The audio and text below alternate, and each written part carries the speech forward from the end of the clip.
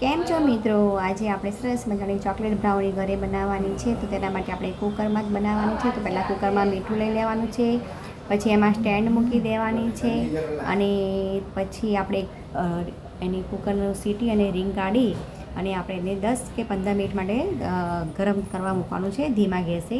હવે આપણે આ બાજુ બ્રાઉની તૈયાર કરવાની છે. તો આપણે 1 કપ જેવો મેં મેંદો લીધો છે. પછી આપણે એમાં મેંદાની જરાક ચાળી નાખશું તો આપણેનું બેટર સરસ થશે. પછી એમાં મેં 5 ચમચી જેવી કોકો પાવડર લીધો છે.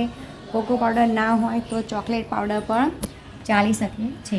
પછી આપણે એમાં ચપટી બેકિંગ સોડા લેવાની છે, અને એમાં બેકિંગ પાવડર એ બંને નાખી અને થોડી વાર માટે બધાને મિક્સ કરીને ચાળણીથી હલાવી દેવાનું છે.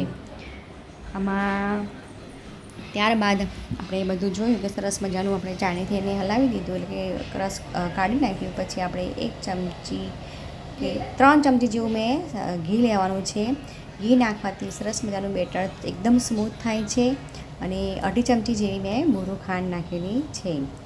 આપણે જેવી બ્રાઉની જોઈએ એ પ્રમાણે આપણે એટલી બુરું ખાંડ નાખી અને સરસ મજાનું એને હલાવી દેવાનું છે.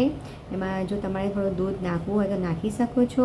મેં આમાં થોડુંક અડધી નાની વાટકી જેવું દૂધ નાખ્યું છે, અને સરસ મજાનું બ્રાઉનીનું બેટર તૈયાર કરી દીધેલું છે. એકદમ સ્મૂથ બેટર થઈ ગયેલું છે.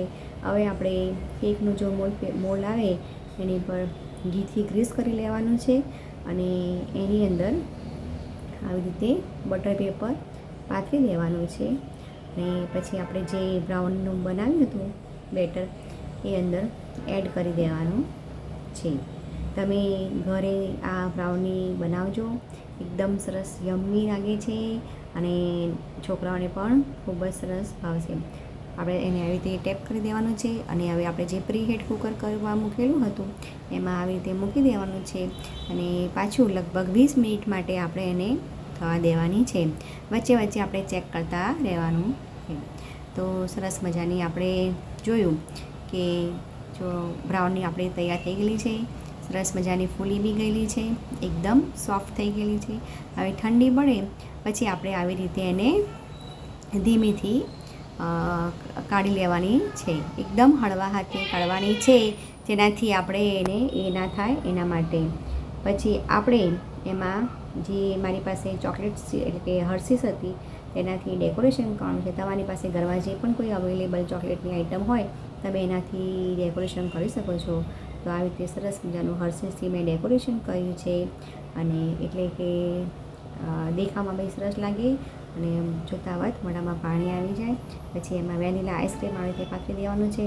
ફરીથી આપણે હર્શીસનું સિરપ અંદર એડ કરી દેવાનું છે, અને મેં ઘરે જ જે ચોકો પેલા બોલ બનાવેલા હતા ચોકો ચિપ્સ આ ઘરની જ બનાવેલી છે, તે ડેકોરેશનમાં લઈ લીધી છે. તો પ્લીઝ મારી ચેનલને લાઇક એન્ડ સબસ્ક્રાઈબ કરજો.